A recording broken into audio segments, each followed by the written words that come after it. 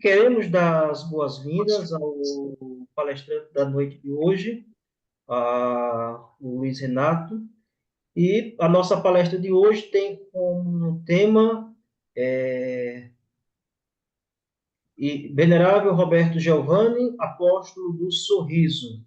O nosso palestrante, Luiz Renato Tadeu Lima, é presidente da Comissão Histórica da Causa de Beatificação do Venerável Roberto Giovanni, que coletou, catalogou, digitou documentos sobre o irmão Roberto Giovanni, elaborando um relatório de mais de 2.000 páginas, enviado à então Congregação para as Causas dos Santos, hoje de Castério para as Causas dos Santos. E o Luiz Renato também atuou por mais de 30 anos na área de comunicação, em emissoras de rádio e TV, na cidade de Campinas, nos estados de São Paulo, Rio de Janeiro e na cidade de Curitiba. E durante 6 anos na área de arquivo e cultura em Casa Branca, São Paulo.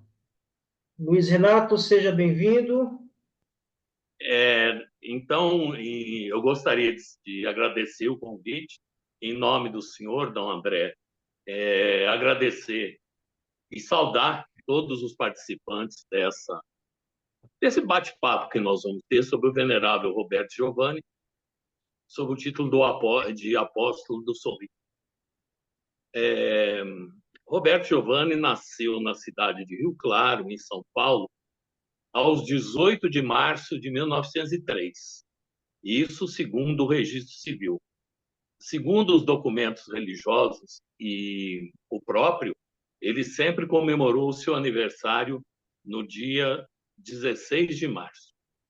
Ele era o quinto filho de 3 irmãos, do casal Pascoal Giovanni e Severina Padula. Eles, imigrantes italianos provenientes da região de Campobasso, da província de Isernia. A título de curiosidade, a dona Romilda, mãe da Rita Lee, Romilda Padula, era a prima do venerável. Né? Mas ele teve uma infância normal, ajudando a mãe em casa, os trabalhos de alfaiate do pai. Fez o grupo escolar, escola de comércio. Ele também cursou a escola italiana, porque o pai dele era correspondente consular da Itália em Rio Claro, e trabalhou num depósito de bebidas, numa fábrica de vinagre, e depois num cartório como amanuense ou escrivão, que é o título atual, onde ele era muito admirado pelos patrões e pelos frequentadores do cartório, pela sua amabilidade, pela sua generosidade e principalmente pelo estilo bonito da sua letra. E ele começou a participar da Congregação Mariana e também da Sociedade São Vicente de Paulo, onde seu pai era o presidente. E ele frequentava a sociedade,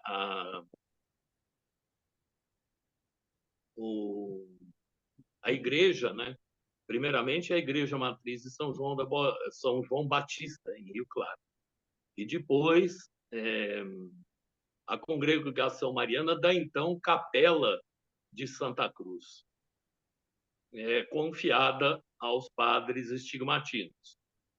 Um breve parênteses, a Congregação Estigmatina foi fundada por São Gaspar Bertone em 1816, em Verona.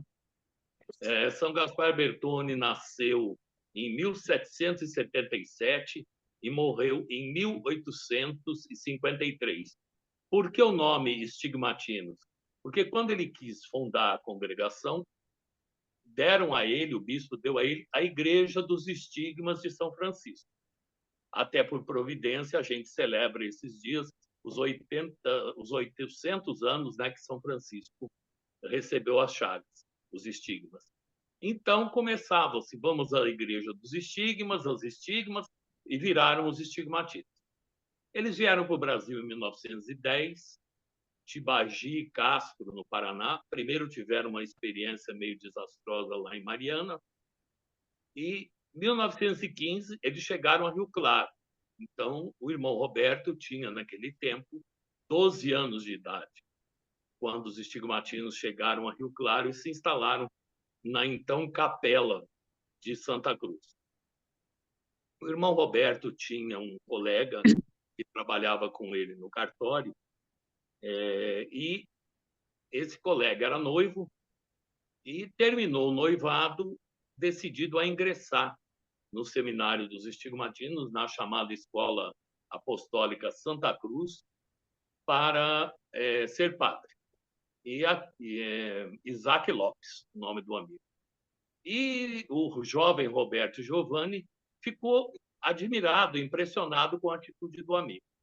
O amigo contraiu tuberculose, o Roberto Giovanni o ajudava muito, o amigo morreu, ele se sentiu obrigado, se sentiu na obrigação de ir para o seminário substituir o irmão, o amigo, desculpa.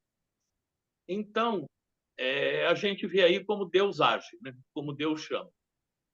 E ele, aos 24 anos de idade, uma vocação adulta, ele ingressou, então, aos 21 de junho de 1927, na Escola Apostólica Santa Cruz. Lá ele terminou o ginásio, fez o noviciado, e, naquela época, os estigmatinos não faziam teologia, nem filosofia, nem teologia no Brasil. Era em Verona. E o Roberto Giovanni tinha problemas de pulmão, pneumonias, gripes fortes. Então, isso no dizer dele, a gente tem uma entrevista de áudio, em audiocassete, que ele fez para um trabalho universitário, dizendo que, como ele tinha dificuldades em latim e grego, e com medo de ir para a Itália, para Verona, que é uma região fria, por causa dos problemas de pulmão, ele manteve um diálogo com o superior geral e decidiu, ao invés de voltar ao mundo, passar para a segunda classe. O irmão, o religioso naquele tempo, era chamado de segunda classe. Criou-se, vários padres disseram isso, que ele não quis ser padre por humildade, por não se achar digno. Eu sou comissão histórica. A história se prende a documentos. Ela não se prende a, como se chama na Itália, fioretti, né? Histórias dos santos, como a gente tem várias de Santo Antônio de Pádua, tem histórias de São João Bosco. Eu penso o seguinte, talvez ele tenha se aproveitado da condição de saúde dele para exercer essa sua humildade, para não passar para o sacerdócio. Então, terminado o noviciado, em 16 de setembro de 1931, ele emitiu seus primeiros votos. Continuou trabalhando em Rio Claro. De Rio Claro, 32 e 33, Castro, no Paraná. Ele fez a sua segunda renovação de votos, foi feita em Castro. A terceira em Campinas. Ele voltou a Rio Claro em 34. Em 35, ele foi para Ituiutaba, em Minas Gerais, integrando a primeira comunidade estigmatina para, então, Paróquia de São José, em Ituiutaba, hoje Catedral de São José. Em 36, ele voltou para Rio Claro, na Escola Apostólica Santa Cruz. 36, 37. 38, ele veio aqui a Casa Branca, cobrir férias do irmão Pedro Bianconi, um conterrâneo dele, que compunha a comunidade estigmatina aqui de Casa Branca. Em setembro de 1939, nós estamos comemorando 85 anos deste mês, ele veio para Casa Branca trabalhar na paróquia de Nossa Senhora das Dores. Naquele tempo não havia casa paroquial. Eles moravam no sótão da igreja. Para as crianças, para os cruzadinhos, para os marianos, foi um choque muito grande, porque o irmão Pedro era gordão, bonachão, jogava bola com as crianças, brincava, contava piadas, escondia na torre da igreja para poder ver o carnaval da cidade. E o irmão Roberto, magrinho, muito reflexivo, muito, assim, místico, vamos dizer. Mas, aos poucos, ele foi conquistando o coração da criançada, dos jovens. Então, o trabalho dele era esse, era trabalhar com as crianças da catequese, com os cruzadinhos, com os marianos, e também no serviço doméstico de sacristão, de alguma trabalho da casa. Ele ficou na paróquia de Nossa Senhora das Dores até final de 1942. Desculpa, de 1941. Em 42 ele foi para Caconde, aqui perto, na diocese de São João da Boa Vista. A época era a diocese de Ribeirão Preto. Ele foi para Caconde apenas cobrir férias. Em 43, quando ele voltou, ele se dirigiu à nova comunidade do Santuário Nossa Senhora do Desterro, onde na época visitador, Padre Luiz Maria Fernandes tinha construído um seminário especificamente para a formação de irmãos religiosos. É o único seminário estigmatino que existiu no mundo destinado à formação somente de irmãos. O Santuário do Desterro e esse seminário era um local ermo, cercado de chácaras, de poucas pessoas. Quando, em 1959 e 57, a Companhia Mogiana mudou o traçado e construiu a estação ferroviária atrás do Santuário do Desterro, o bairro começou a ser povoado. E ali, então, o irmão Roberto intensificou o seu grande apostolado. O que era esse apostolado? O atendimento aos pobres, a escuta e também ali a formação, as aulas de catecismo e outras. Também ele era o responsável pela formação dos irmãos. Havia um padre designado pelo provincial para a formação dos irmãos. Mas, na verdade, o irmão Roberto era o formador. É que, naquele tempo, o irmão não podia ocupar cargos de superior ou do conselho provincial. Recentemente que o Papa Francisco permitiu que os irmãos religiosos façam parte, sejam superiores ou façam parte de governo. 3 pontos interessantes. A caridade era para todo mundo. Ele não perguntava se a pessoa era católica, se era evangélica, se era espírita ou se era ateu. Ele não perguntava se a pessoa era casada na igreja, se vivia maritalmente, se tinha vícios ou se não tinha vícios. Ele simplesmente visitava a casa com o pretexto de tomar um café e ali ele observava o que se via dentro da casa, o que se faltava. Passados alguns dias, aquela família começava a receber roupas de cama, móveis, comida. E era assim que ele agia. A escuta, usando um termo, uma frase do padre Mário Suqueto, que foi superior provincial e foi seminarista mais ou menos contemporâneo. O irmão Roberto era como eu já disse, um homem de 24 anos, no meio de uma molecada de 10, 12, 15. O mais novo da turma de noviciado dele tinha 15 anos. E ele, o mais velho, já tinha 26, 27. Então,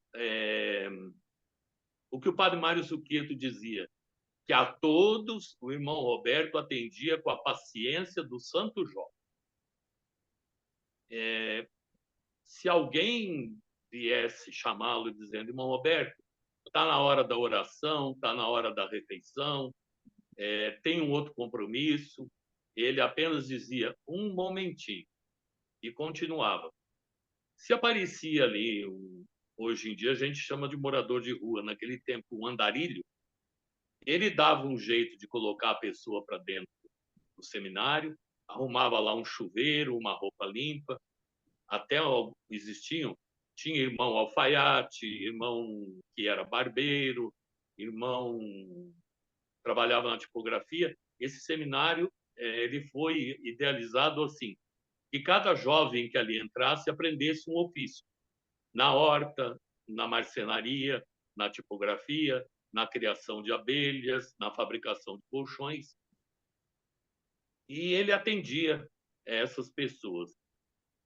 E assim, o irmão Roberto, ele foi se tornando conhecido, foi ganhando fama entre o povo de Casabranca. Naquele tempo, os estigmatinos tinham uma revista chamada Ecos Estigmatinos, que circulou até a década de 60, mais ou menos, era impressa aqui em Casabranca. Ele tinha uma coluna chamada No Santuário do Desterro, onde ele assinava o irmão Roberto, e umas outras colunas que ele assina como O Ermitão. A gente sabe que é dele por conhecer o estilo literário. Mas ele viajava também para fazer cobrança de assinaturas, venda e cobrança de assinaturas. Basicamente, no que hoje é a Arquidiocese de Pouso Alegre, aqui no sul de Minas, e também a região ali de Tuiutaba, Morrinhos, Tupaciguara, Ipameri, Lusiânia, que à época eram paróquias estigmatinas. E ali ele foi divulgando a devoção à Nossa Senhora do Desterro. E também, na época, ao venerável Gaspar Bertone. São Gaspar Bertone foi beatificado em 1975 por São Paulo VI e foi canonizado em 1989 por São João Paulo II, com dois milagres aqui no Brasil. O primeiro em Rio Claro, com o padre José Anselmi, que era um estigmatino italiano, e o segundo com um médico na cidade do Rio de Janeiro. Voltando ao irmão Roberto. E ele era o encarregado de fazer serviço bancário, de fazer correio, era o responsável pela parte religiosa da revista, era o revisor das edições. Depois, em 57, 58, os estigmatinos compraram uma rádio, uma emissora de rádio, e ali ele era o responsável pelos programas religiosos. E ele apresentou durante muito tempo um programa chamado Na Voz do Desterro, ou A Voz do Desterro, onde ele comentava o Evangelho de domingo, ele registrava os acontecimentos da paróquia, da congregação. Uma coisa que eu gosto muito de destacar, graças a Deus, eu posso dizer que eu sou bem-aventurado, eu sou alegre, sou feliz de dizer que eu fui amigo de um santo. Eu convivi com o irmão Roberto, eu vou fazer 59 anos, eu convivi com ele dos meus 9 anos de idade até os 35, 36 anos. E, assim, ele tinha uma caridade. Existe um ponto em comum que une Santa Teresa de Calcutá, Santa Dulce dos Pobres e o venerável Roberto Giovanni, que é a caridade desorganizada. Vamos botar esse desorganizada entre aspas. O que é a caridade desorganizada? O irmão Roberto, ele não tinha um dia e hora específico para distribuir alimentos. Ele não tinha um dia e hora específico para fazer curativo. Não. Ele queria ter à sua disposição, ter ao seu alcance a qualquer hora que a pessoa precisasse, seja de dia, seja de noite. E nisso ele sofreu bastante, ele não foi compreendido por alguns confrades, por alguns superiores, mas ele sempre se manteve. Tudo ele prestava conta ao superior da casa. Eu tenho aqui 3 exemplos práticos que eu gosto de contar. Uma família que morava era funcionária do complexo estigmatino do Desterro, vamos chamar assim. Eles eram caseiros da parte onde se criava gado bovino e suíno e tinha horta. E o senhor era viciado em álcool. Acho que 3 ou 4 vezes o irmão Roberto montou a casa dessa família, colocou móveis na casa dessa família. 3 ou 4 vezes o marido bêbado quebrou tudo. Ele nunca disse: se o senhor beber mais uma vez, eu não vou lhe dar mais nada. O senhor está errado. Não, ele nunca criticou. Um determinado dia, ele colocou a mão no braço direito desse senhor e, com muita delicadeza, ele disse: se o senhor se sentir à vontade, se o senhor quiser, eu posso acompanhá-lo na terça-feira até o salão paroquial da Matriz para uma reunião dos alcoólicos anônimos. Ele nunca... Um outro exemplo, ele esperava todo mundo jantar, às vezes ele não jantava, e o alimento que sobrava, ele levava para os pobres. Caso não tivesse sobrado nada no jantar, ele levava comida, levava arroz, feijão, macarrão e natura, cru. E chegou um novo superior aqui e 2 confrades, um padre e um irmão, disseram: olha, ele delapida o patrimônio da congregação, ele tira alimentos. Aí o superior falou assim: eu quero ver. Ficaram escondidos numa árvore que tem até hoje ainda existe ao lado direito de quem entra no Santuário do Desterro. E ali pelas 7h30 da noite saiu o irmão Roberto. Ele, até o final da vida, ele usou batida.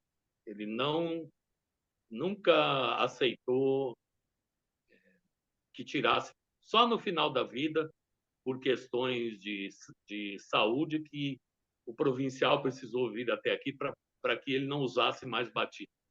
Ele saiu com uma maleta de primeiros socorros e uma vasilha de plástica com uma marmita. E entrou à esquerda, o lado direito do santuário, à esquerda de quem sai, por uma vila chamada Vila Grilo, onde haviam muitos barracos, muitas coisas. E os confrades foram seguindo. Ele entrou num casebre.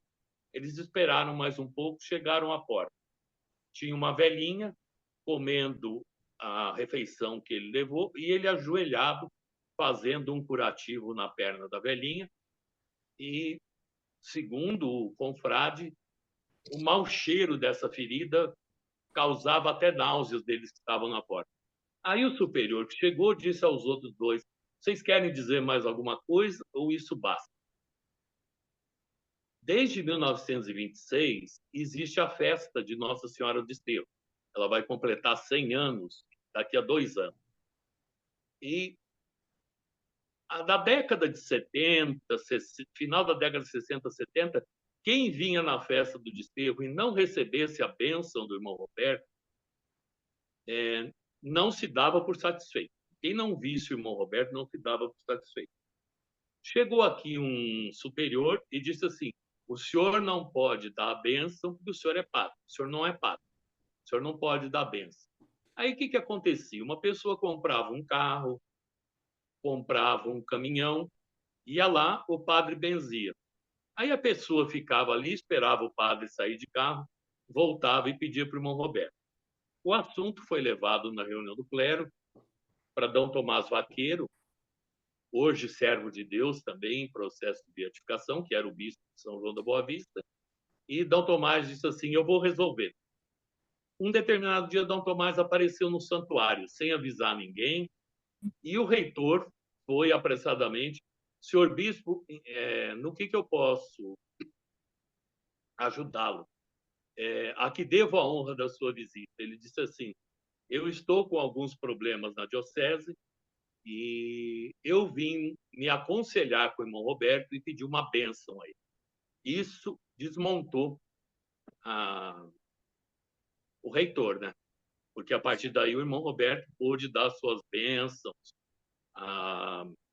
de maneira autorizada, né? Chancelada pelo bispo. Em 62, 63, ele foi morar em Campinas. Ele foi secretário adjunto do superior provincial, que era o padre Mário Zucchetti.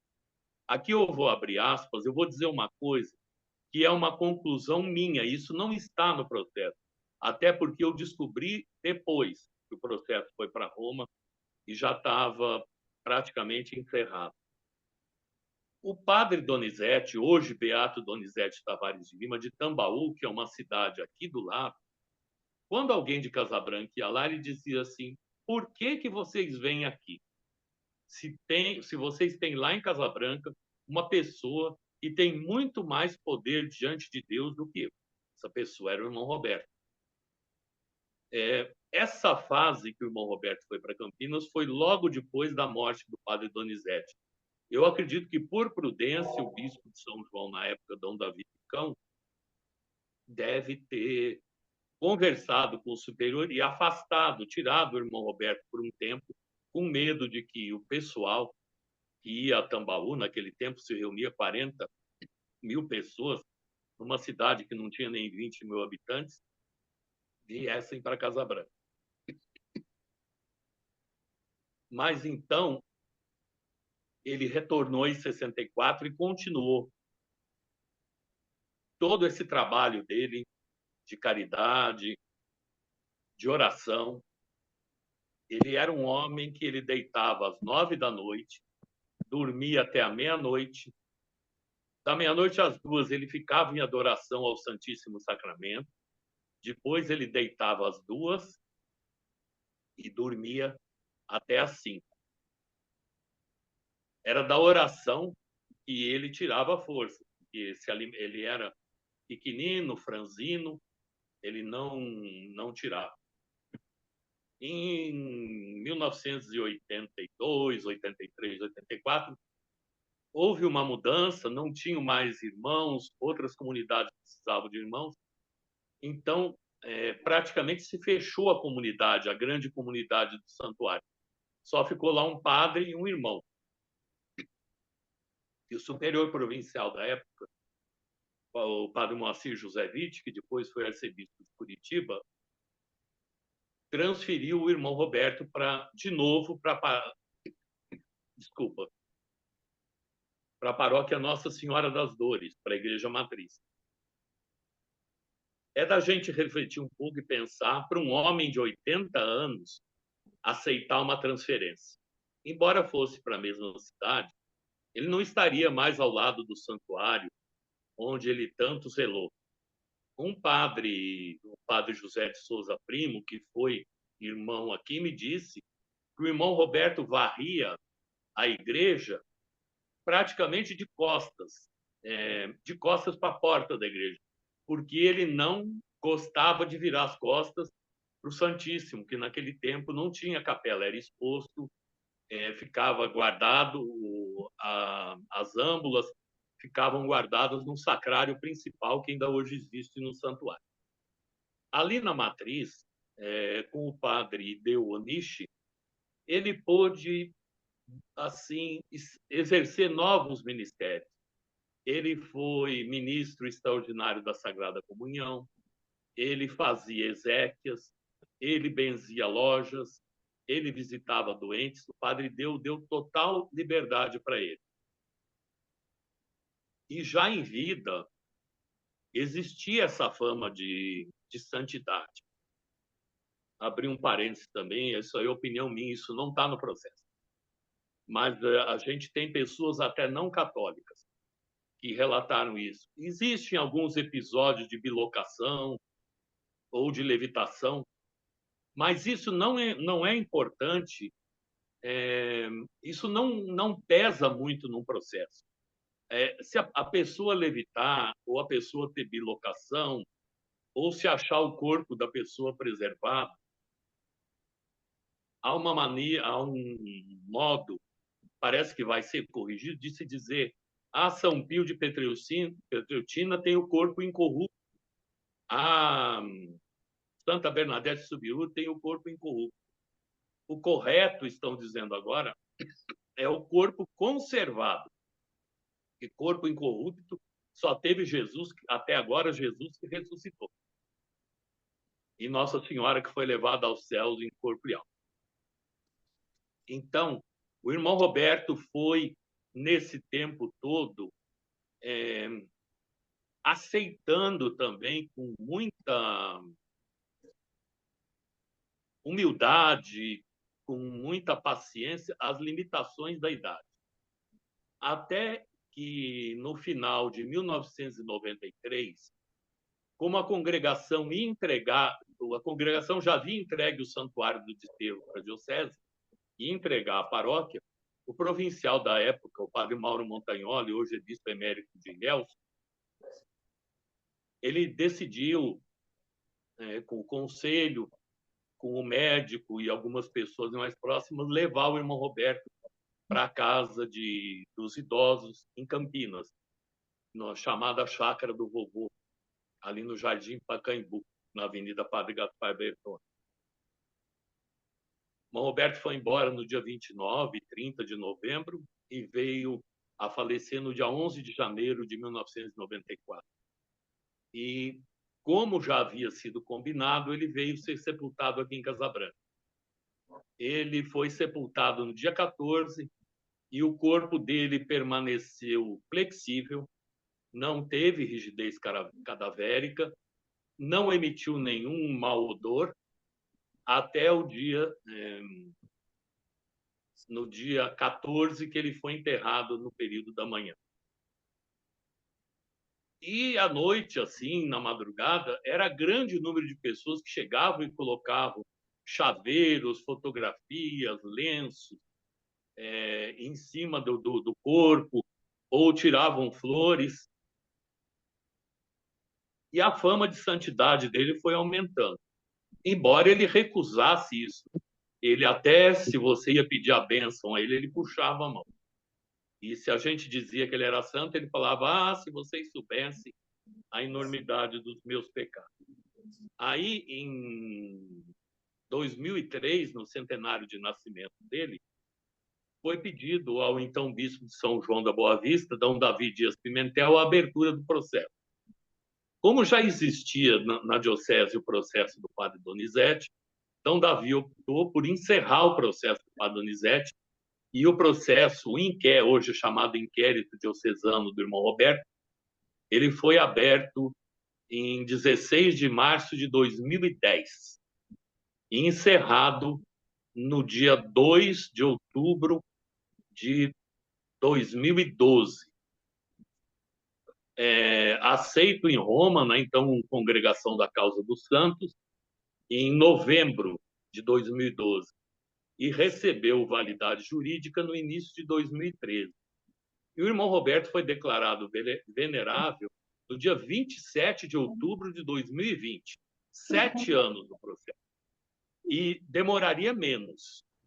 Não, só demorou 7 anos, que para Vaticano e para a Causa do Santo é um tempo rapidíssimo, porque a pandemia atrasou os trabalhos. 2 fatos interessantes. O relator um dia chamou um dos padres e disse: eu não posso continuar esse processo. Não tem uma linha, não tem um depoimento, não tem uma carta, não tem nada que fale mal. Ninguém pode ser candidato a santo se não tiver um defeito. Todo mundo tem defeito. Não existe uma crítica, não existe nada. Aí havia, por sorte, uma carta em que um padre reclamava dessa atitude dele não aceitar ter dia e hora determinado para atender os pobres e que isso atentava contra a dignidade do santuário. E essa carta foi enviada como complemento ao processo. Quando ele passa primeiro por um conselho de 9 cardeais, depois por uma plenária. É como se fosse aí as nossas assembleias, o nosso congresso, né? Existe lá a comissão de justiça, passa lá por um grupo de pessoas, depois vai para plenário para votação. Os 9 cardeais, a gente não sabe quem são, a gente sabe os votos. Foi aprovado por unanimidade. E o cardeal relator escreveu, então, ao postulador estigmatino Padre Silvio Tomasi, que já é falecido, que o irmão Roberto foi um dos casos mais luminosos que passou pela congregação da causa dos santos nos últimos tempos, e que cabe aos estigmatinos, cabe a nós aqui de Casa Branca, cabe a nós que somos da comissão histórica, torná-lo conhecido. Então, é por isso que eu estou dedicando esses momentos aqui para falar com os senhores, para falar sobre o venerável Roberto Giovanni. Existe um caso que está em análise no Dicastério da Causa dos Santos, um possível milagre acontecido aqui em Casabranca no ano da morte dele, em 1994, e que está sendo analisado lá, tendo como postuladora a irmã Bernadette Rossoni, uma camiliana que trabalhou no processo da fundadora da congregação dela, Santa Josefina Vanini. Então, nos cabe rezar, né? Existem outros casos também que a gente tem análise e tudo, mas nem tudo é milagre, né? E com o avanço da ciência, fica cada vez mais difícil se comprovar um milagre, porque a ciência avançou muito. Então, os peritos, o Vaticano é muito exigente nisso aí. Então, a gente continue aguardando, rezando, divulgando. Eu tenho que ressaltar, por um dever de justiça, que Dom André nos ajudou muito na questão da divulgação, na questão da elaboração de uma novena, na questão de um devocionário chamado 365 Dias com o Venerável Roberto Giovanni. Quem tem Facebook pode procurar lá no Facebook a página Venerável Roberto Giovanni. Tem muitas postagens, muitas fotografias lá. Era isso aí que eu queria dizer, né? Eu, quando disse que eu sou amigo de um santo, eu não estou me antecipando ao juízo da igreja, nem ao juízo do dicastério do santo. Vamos dizer assim, eu fui amigo de um santo, por enquanto, em letra minúscula. Eu tenho experiência, tenho esperança que vou vê-lo beatificado, canonizado, talvez não, né? Já com quase 70 anos eu não o veja canonizado. Mas, assim, até de uma maneira meio brincalhona, como dizia o padre Osório de Araújo Lima, que foi superior aqui do Desterro há muito tempo, se não tiver céu, enganaram o irmão Roberto direitinho. Muito obrigado. Se alguém quiser fazer alguma pergunta, alguma dúvida, o Dom André, se eu esqueci de alguma coisa, também estão aí, fiquem à vontade, estou aqui à disposição. Alguém quer fazer alguma pergunta, tirar alguma dúvida? Quando o Renato falava que eu ajudei na divulgação, eu fui estigmatino. A minha vida, a Sim. minha caminhada na vida religiosa começou na congregação dos Sagrados Estigmas de Nosso Senhor Jesus Cristo. Eu fui estigmatino por 5 anos. E quando eu saí da congregação, eu confesso aos senhores que, assim, dos meus maiores sofrimentos foi o fato de dizer, na beatificação, porque Deus será em breve, do irmão Roberto Giovanni, de não ter o prazer e a alegria de dizer, sou confrade de um beato, de um bem-aventurado brasileiro. Mas, em janeiro passado, eu estive lá em Casa Branca e, no caminho, eu ia refletindo. Não sou mais estigmatino, mas a minha devoção, o meu amor pelo irmão Roberto Giovanni permanece. Depois que eu saí da congregação, eu acho que já estive 2 vezes em Casa Branca. E, só em título de Eu curiosidade, acho que até mais, né? Agora, em novembro, faz 6 anos que você saiu da congregação, que você teve umas 3 ou 4. Mas, enfim. eu recordo 2, foi antes de vir no Monte... Não, 3 vezes, foi antes de vir para o Monteiro, de fato, no Congresso, Isso, na festa dos 30 anos, eu acho, 30 anos os foi esse 28 ano, mas e agora os 30 anos, 3 vezes. é, E só em título de curiosidade, quando eu mandei o meu currículo para a academia, estava lá entre as minhas publicações no campo da geologia, a novena pela beatificação do é. irmão Giovanni, que eu escrevi quando eu era noviço, estigmatino, e o devocionário que eu fui selecionando os seus escritos, né? São um devocionário 365 dias com o venerável Roberto Giovanni, são pequenas frases, pequenos pensamentos para cada dia do ano. Pego mais ou menos assim, quando é um dia de Nossa Senhora, eu pego uma frase do irmão Roberto Giovanni sobre Nossa Senhora. Ali no período da Quaresma, frases sobre a oração, no Natal, período do Natal, frases que ele escreveu nas suas Aliás, correspondências. lá na página do Facebook tem todas as frases, né? Feitas quando você uma coisinha, você falou em 2.000 páginas, né? Foram 2.000 páginas, que foram mais de 300 cartas. O irmão Roberto era um homem que escrevia e escrevia muito. Escrevia para a família, escrevia para os seus confrades, para bispos, para os superiores. Qualquer convite de casamento que ele recebesse, ele mandava uma carta. E assim, quando ele era convidado para um casamento ou para rezar um terço, ele sempre dizia: falem com o meu superior. Ele autorizando, tudo bem, eu vou. José Pereira, o senhor tinha pedido a palavra. Parabéns pela palestra, Obrigado. muito elucidativa, né? E principalmente de alguém que chegou a conviver com o venerável. Sim, Na vida dele, ele foi da congregação mariana, né? foi. O senhor poderia dizer alguma coisa que o senhor saiba sobre a devoção dele à Virgem Maria, né? Essa dimensão mariológica dele? Olha, era o centro, o centro sempre foi Jesus, sabe? Mas assim, como eu disse rapidamente, ele foi o grande divulgador da devoção à Nossa Senhora do Desterro. E tem muitos escritos dele. Depois, se vocês, eu até posso mandar alguns exemplares. Tem 2 livros sobre ele. Um exemplo para todos nós, que é um livro mais simples, assim, para se conhecer, e uma obra inacabada, que é do médico. A obra inacabada é do Dr. Sérgio Ozaki, que é o médico do particular do irmão, e o diácono Fernando Antônio de Siqueira, que era um amigo. Infelizmente, os Duas dois obras. foram para o céu durante o Covid. Isso, esses 2 livros aí que o André está mostrando agora. O Dom André está mostrando agora.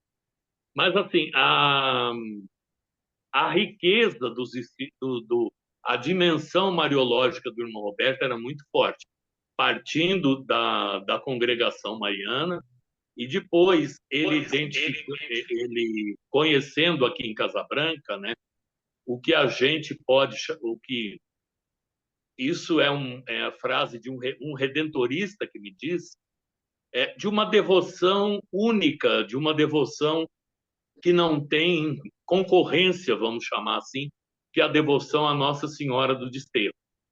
Mas em tudo, acho que a, a reza do terço nas casas, a reza do terço em família, ensinar os filhos a rezar o terço, mas há textos mais profundos. Quando, quando ele mandava uma carta para noivos que em casamento, ele discorria muito sobre a festa das bodas de Caná, sobre a presença de Nossa Senhora, sobre a intervenção de Nossa Senhora. Ele recomendava muito que as pessoas tivessem uma imagem ou uma estampa de Nossa Senhora. Eu acho, sim, ele foi oportuno essa pergunta. Ele herdou da sua vida de congregado mariano, lá em Rio Claro, antes de entrar no seminário, e quando ele veio para cá, ele morou Nossa Senhora das Dores, aqui em Casabranca, Nossa Senhora da Conceição, em Caconde, e Nossa Senhora do Desterro, também aqui no santuário. O Santuário do Desterro é o 4º santuário do estado de São Paulo. É Aparecida, Pirapora do Bom Jesus, a Penha, em São Paulo, e Nossa Senhora do Desterro, que é de 1936. A festa faz 100 anos, o Santuário 90, a chegada dos estigmatinos em Casabranca 90, esse ano 85, né, que o irmão Roberto veio morar aqui, E ele ressaltava muito essa questão do, da disponibilidade, da confiança, do abandono de Maria em, montada num jumentinho e acompanhada por São José, empreender aquela viagem ao Egito para fugir de Herodes. E ele salientava muito que essa devoção mariana é bíblica, porque ela está no Evangelho. Isso aí ele sempre fazia essa referência. E é muito bonito porque é um homem que ele não fez filosofia. Muita gente, até um certo tempo, pensava. Depois, quando nós fomos fazer a documentação histórica, ele nunca fez filosofia e teologia. A formação dele é primário, ginásio, mas, assim, os censores teológicos, porque os escritos dele tiveram que passar por um censor teológico. Aliás, passaram por 3 censores teológicos. E foram, assim, considerados de uma perfeição e de uma beleza e de uma simplicidade. Eu agradeço muito, foi uma explicação elucidativa, né? Muito obrigado. De nada. Também, só a título de curiosidade, eu, com o Agrestino Matino, com a ajuda do Luiz Renato, conseguimos catalogar mais de 140 fotografias do irmão Sim, Roberto sim. Giovanni, fotografias estas com o devocionário, que foram publicados na página Venerável Roberto Giovanni lá no Facebook. Precisamos fazer uma página no Instagram. Hoje É, a divulgação se torna mais intensa pelo Instagram. e, a título de curiosidade, o irmão Roberto não foi cepado, mas ele levou o irmão dele mais jovem, chamado Luciano, para ser padre. O padre Luciano dizia que ele foi para o seminário porque quando ele ia visitar o Berto, é assim que ele é chamado em família, né? O tio Berto, ou Berto, ele se sentia atraído pelo cheiro do macarrão que vinha da cozinha da Escola Apostólica Santa Cruz. O padre Luciano era o oposto do irmão Roberto. Ele era gordo, bonachão, brincalhão, gostava de uma cervejinha gelada, um homem muito inteligente, professor de português no Colégio São José de Ituiutaba, dos Estigmatinos, professor no seminário, mas ele morou aqui com o irmão Roberto, acho que 65, 66, e foi a época que os padres deixaram de usar batina. E uma vez ele apareceu na igreja de Clégima e umas senhoras assustaram e falaram assim: vocês nunca viram um padre de calça? Né? Brincando. E quando a gente falava, mas o senhor é irmão do irmão Roberto mesmo? Ele falava, sou. O Roberto é a quaresma, eu sou o carnaval. O Roberto nasceu de noite, eu nasci de dia. E ele contou na missa de corpo presente, na missa de exéquias do irmão Roberto, que quando ele estava no seminário e ia passar férias na Fazenda Santana, a Fazenda Santana é um centro de espiritualidade estigmatina que tem ali em Corumbataí, na Washington Luiz, perto da chamada Serra dos Padres. Eles iam passar férias e o café da tarde eram 3 mangas. E o irmão Roberto deixava o Luciano chupar só 2 mangas. E ele dizia assim, Berto, por que eu não posso chupar 3 mangas? Ele diz assim, porque se você não sabe controlar o seu apetite, você não controla nenhum dos seus outros sentidos. Aí o padre Luciano disse que aprendeu com o irmão Roberto que se você precisa controlar a gula, ou controlar o tamanho do prato para poder controlar os seus outros sentidos. E assim, Dom José Geraldo Oliveira do Vale, que é bispo emérito de Guaxupé, está lá em Ribeirão Preto, com quase 95 anos de idade, ele dizia que desculpem os demais estigmatinos, mas o irmão Roberto foi o maior evangelizador que passou por Casabranca. E que ele não conhece até hoje um mais perfeito imitador de São Gaspar Bertone do que o irmão Roberto.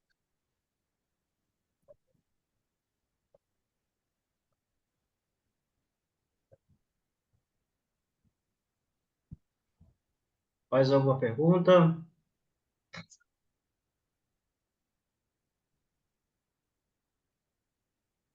Pedro Bezerra, o senhor sempre gosta de fazer um comentário, nos enriquecer.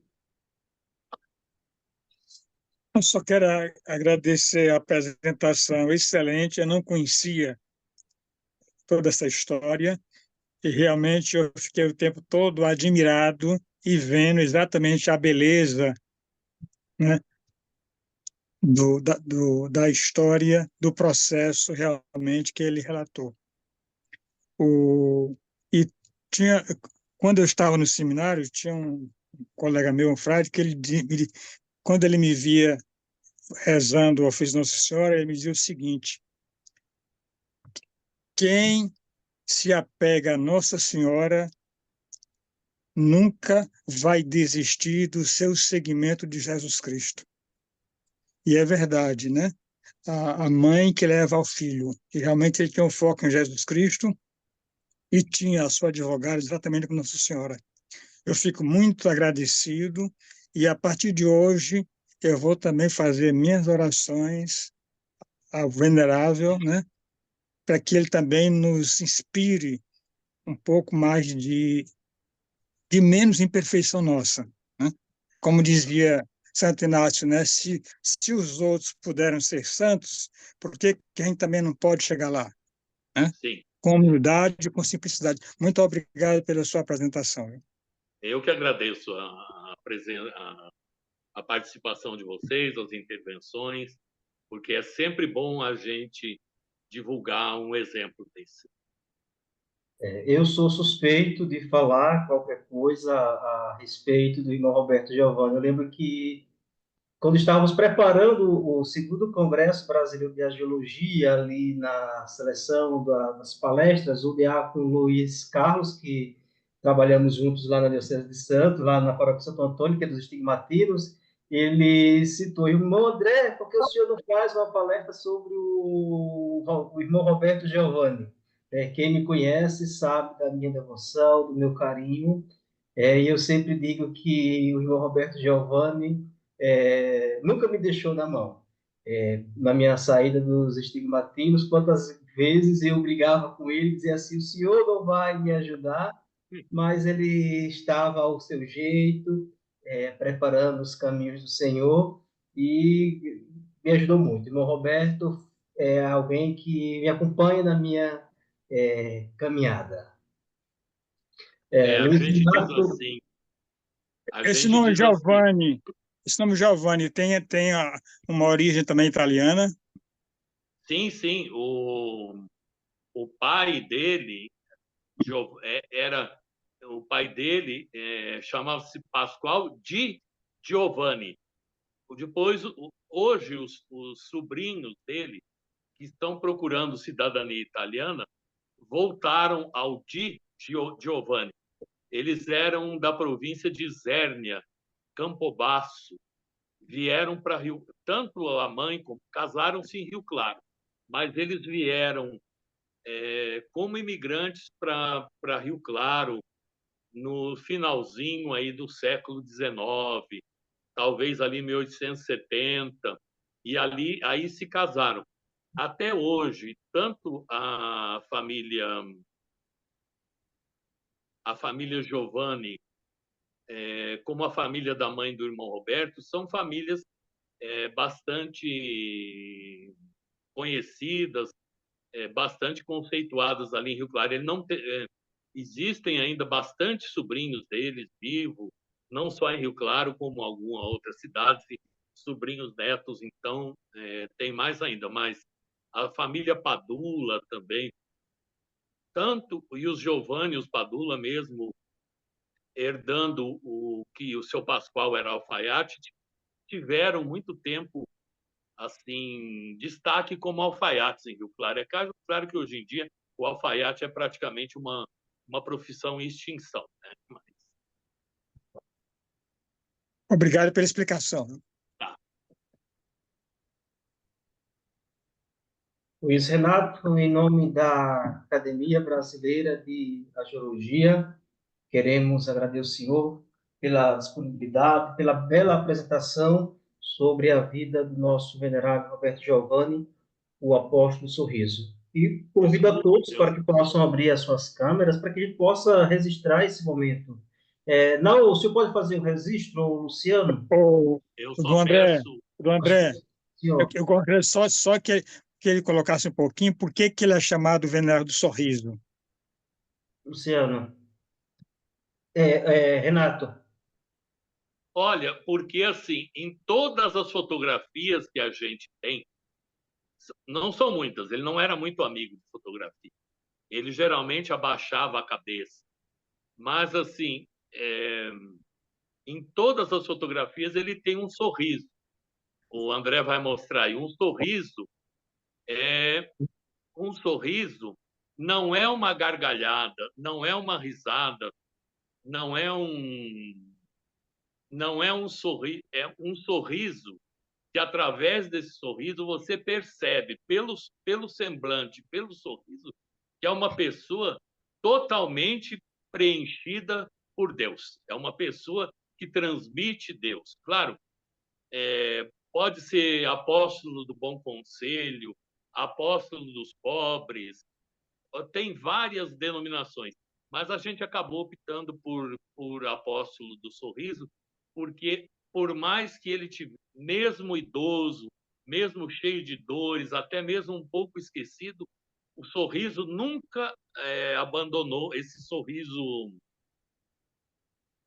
um sorriso que irradia Contagiar. uma felicidade que não é a felicidade humana, que é a felicidade divina.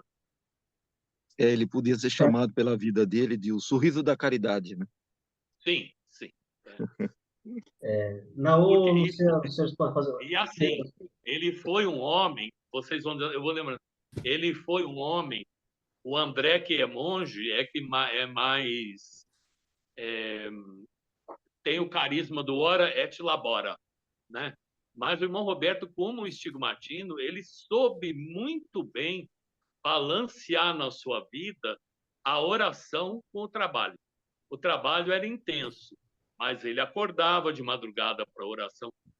E uma coisa, a caridade estava acima da oração, a caridade estava acima da regra. Ele faltava a oração comum, ele faltava ao jantar, ao almoço, à reunião, talvez, da comunidade. A missa, não, a missa ele não faltava. Mas, assim, se ele tivesse que atender um pobre, se ele tivesse que fazer um curativo, se ele estava atendendo a um marido que estava desesperado porque foi infiel com a mulher, ele atendia primeiro a pessoa, a caridade estava acima das regras e das normas da congregação. Muito obrigado, Renato. Não, Luciano, os senhores podem fazer o registro? Podemos abrir as nossas câmeras? Sim, eu vou printar aqui.